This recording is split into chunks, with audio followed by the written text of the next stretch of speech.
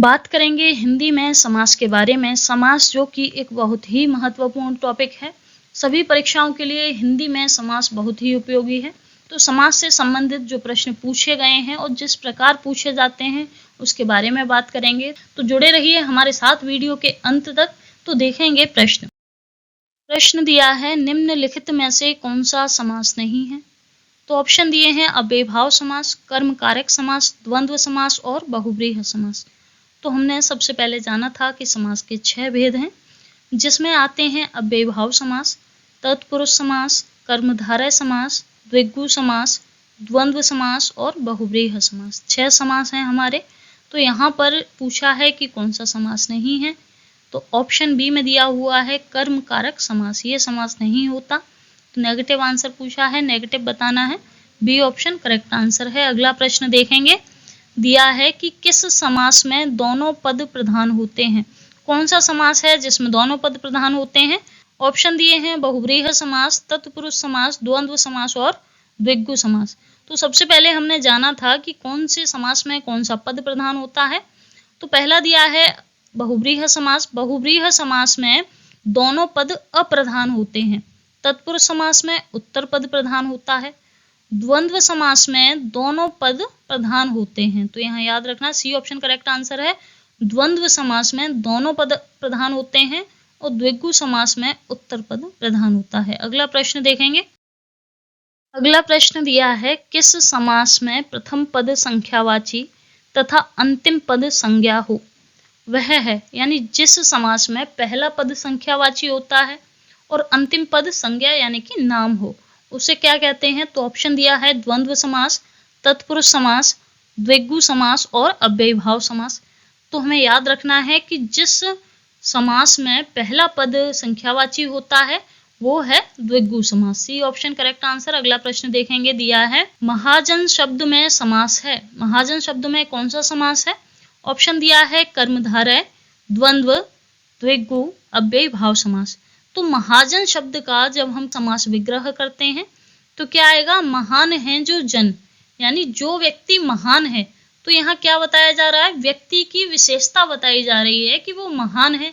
तो जहाँ विशेषता बताई जाती है वहां कौन सा समास होता है। तो जहाँ विशेषता बताई जाती है वहां कर्मधारय समास होता है। ए ऑप्शन करेक्ट आंसर है। अगला प्रश्न देखेंगे। अगला प्रश्न दिया है, जिसमें कोई पद प्रधान नहीं होता तथा अन्य पद प्रधान होता है वहां होता है। तो जिस समास में कोई भी पद प्रधान नहीं होता, अन्य पद प्रधान होता है, तो वो कौन सा समास होगा। ऑप्शन दिया है कर्मधारय, अव्ययभाव, तत्पुरुष और बहुव्रीहि। तो सबसे पहले हमने पढ़ा था कि जिसमें दोनों पद अप्रधान होते हैं, यानी कोई भी पद प्रधान नहीं है, और तीसरा या अन्य पद प्रधान होता है तो वो होता है बहुव्रीहि समास। इसमें तीसरा अर्थ निकलता है। तो जहां अन्य पद प्रधान होता है वहां बहुव्रीहि समास होगा। D option correct answer. अगला प्रश्न देखेंगे। अगला प्रश्न दिया है, जलमग्न में कौन सा समास होगा। जलमग्न में तो ऑप्शन दिए हैं द्वंद्व, अव्ययभाव, तत्पुरुष और द्विगु। तो जब भी कोई शब्द दिया जाएगा उस शब्द का पहले समास विग्रह करेंगे। तो जलमग्न का जब समास विग्रह करते हैं तो आता है, तो तत्पुरुष समास में कारक विभक्ति चिन्हों का प्रयोग होता है। सी ऑप्शन करेक्ट आंसर है। अगला प्रश्न देखेंगे। अगला प्रश्न दिया है, सुनीता के बच्चे घास फूस की तरह बढ़ रहे हैं। उपयुक्त वाक्य में प्रयुक्त घास फूस शब्द में समास होगा। ये जो शब्द दिया है घास फूस, इसमें कौन सा समास होगा। तो सबसे पहले देखें तो इस शब्द में योजक चिन्ह का प्रयोग हुआ है। घास फूस शब्द में योजक चिन्ह का प्रयोग हुआ है। और हमने पढ़ा था कि 99% ऐसे शब्द होते हैं जिसमें योजक चिन्ह का प्रयोग हो, वहां द्वंद्व समास होता है। और द्वंद्व समास की पहचान एक और क्या थी कि शब्द का समास विग्रह करें। तो जब घास फूस का समास विग्रह करते हैं तो क्या आता है, घास और फूस। तो जहां और तथा एवं ये जो संयोजक शब्द हैं इनका प्रयोग किया जाता है वहां पर द्वंद्व समास। तो यहाँ पर बी ऑप्शन करेक्ट आंसर है। अगला प्रश्न देखेंगे तो दिया है कि इनमें से कौन सा द्विगु समास है। द्विगु समास बताना है कौन सा है। तो द्विगु समास होता क्या है। द्विगु समास की पहचान ये है कि जिस शब्द का प्रथम पद संख्यावाची हो, तो जिस शब्द में हमें संख्या मिलेगी वह द्विगु समास होगा। तो ऑप्शन यहाँ पर दिए हैं भुजदंड, कर्मधारय, भला बुरा और चतुर्भुज। इससे पहले हमने जाना कि जिस शब्द में पहला पद संख्यावाची होगा, यानी पहले पद में संख्या बताई जाएगी, वहां द्विगु समास होगा। तो संख्या किसमें बताई जा रही है? चतुर्भुज, यानी 4 हैं जिसकी भुजाएं, तो यहाँ पर 4 जो है संख्या है, तो यहाँ पर डी ऑप्शन करेक्ट आंसर होगा। अगला प्रश्न देखेंगे। अगला प्रश्न दिया है नील गाय में कौन सा समास है? ऑप्शन दिए हैं तत्पुरुष, द्विगु, कर्मधारय, अव्ययी भाव। तो जब भी कोई शब्द दिया जाएगा, कोई समास दिया जाएगा पहचान के लिए, तो जो शब्द दिया गया है उसका समास विग्रह करेंगे। तो यहाँ समास विग्रह जब हम इसका करते हैं, नील गाय यानी नीली है जो गाय, तो गाय की विशेषता बता रहे हैं कि गाय कैसी है, नीली है। और जहाँ विशेषता बताई जाती है वहाँ कौन सा समास होता है? तो ऑप्शन जैसे दिए हैं तत्पुरुष, द्विगु, कर्मधारय और अव्ययी भाव, तो जहाँ विशेषता बताई जाएगी वहाँ होगा कर्मधारय समास। C option correct answer. अगला प्रश्न देखेंगे तो दिया है कि पीतांबर पीत है जिसका अंबर अर्थात विष्णु, इसे कौन सा समास कहेंगे? तो यहाँ क्या दिया है? पीतांबर शब्द दिया है, इसका विग्रह है पीत है जिसका अंबर अर्थात विष्णु। तो यहाँ 2 पद हैं, पहला पद है पीत और दूसरा है अंबर।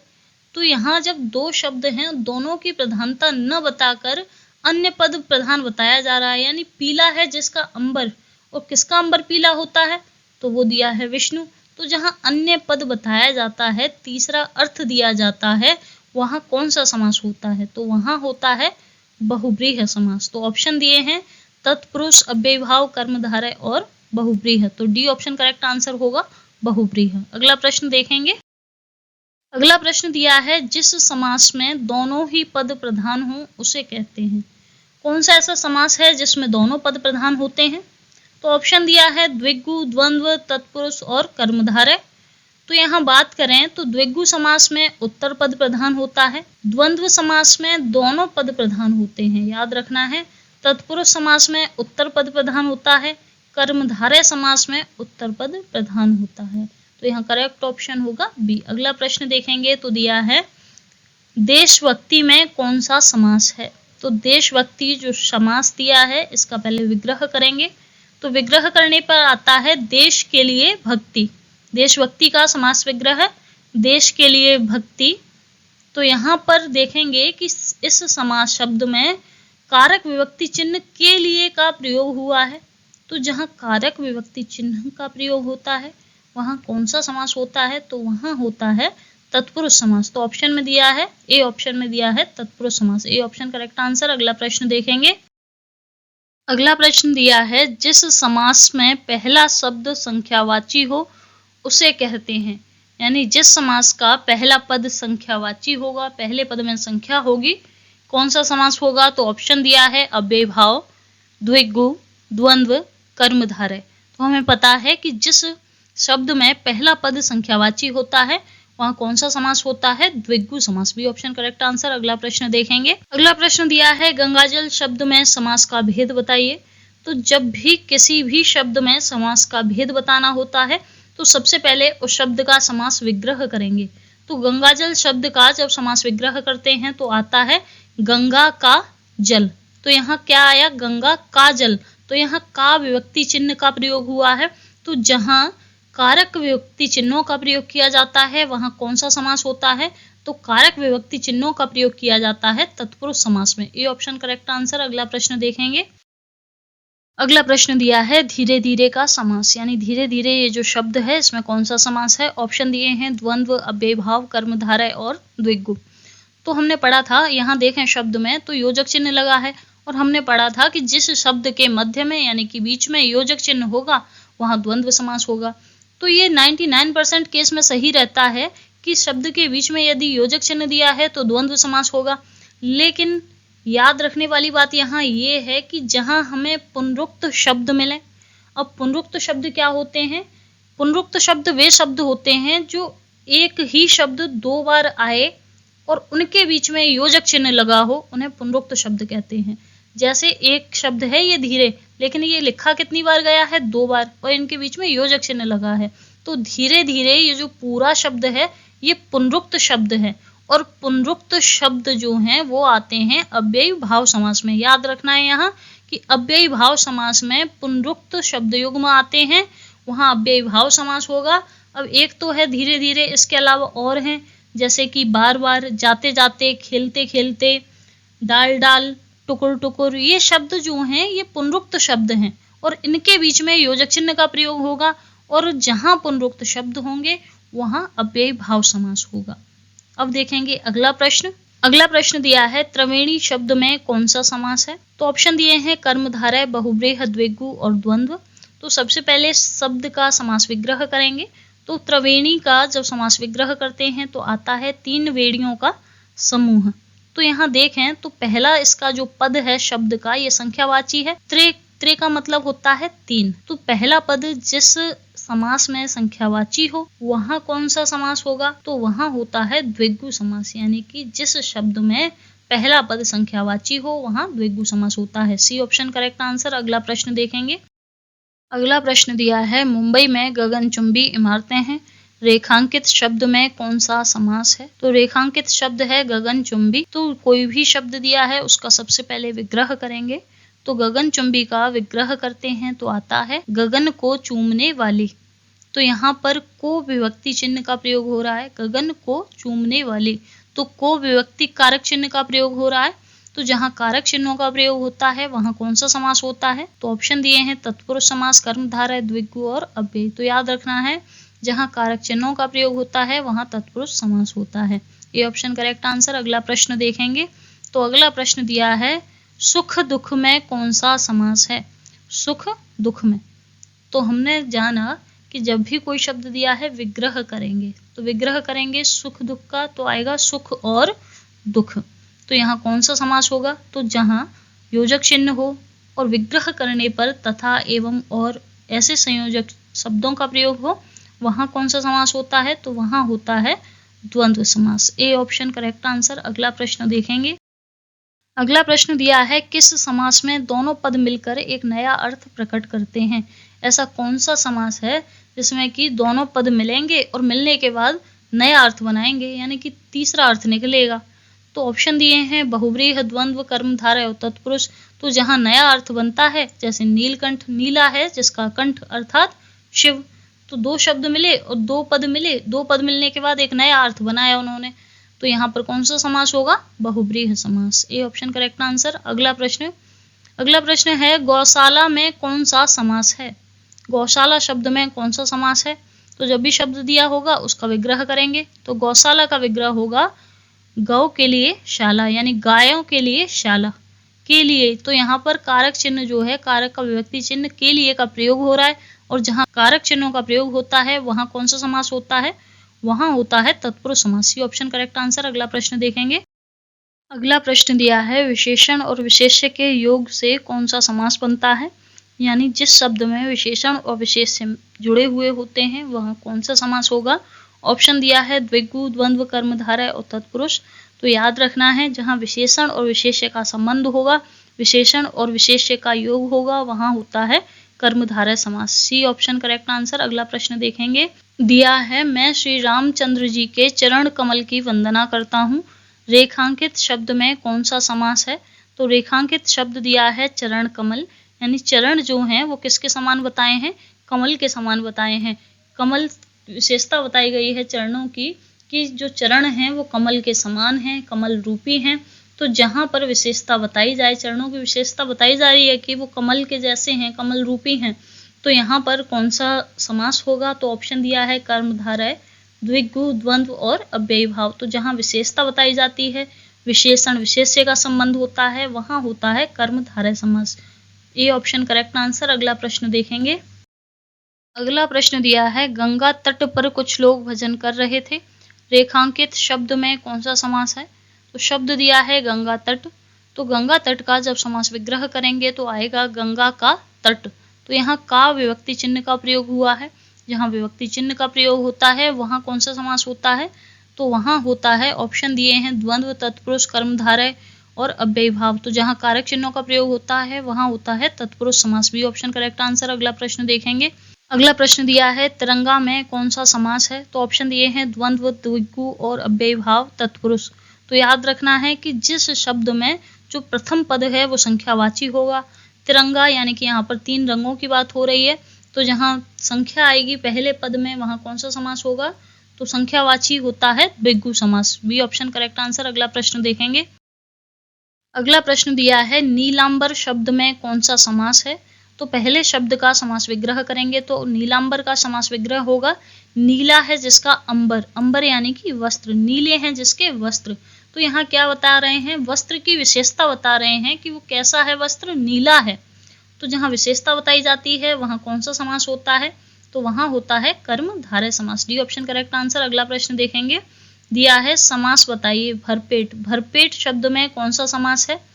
तो ऑप्शन दिए हैं अव्ययभाव, द्वंद्व, तत्पुरुष और बहुव्रीहि। तो भर शब्द जो दिया है, पहला पद है भर और दूसरा है पेट, यानी पहला पद है भर। तो हमने पढ़ा था कि जिस शब्द में पहला पद उपसर्ग होगा वहाँ अव्ययभाव समास होगा। तो भर ये जो शब्द है ये उपसर्ग है, तो यहाँ पर जो करेक्ट ऑप्शन होगा वो ए ऑप्शन होगा, अव्ययभाव समास है भरपेट में। अगला प्रश्न देखेंगे।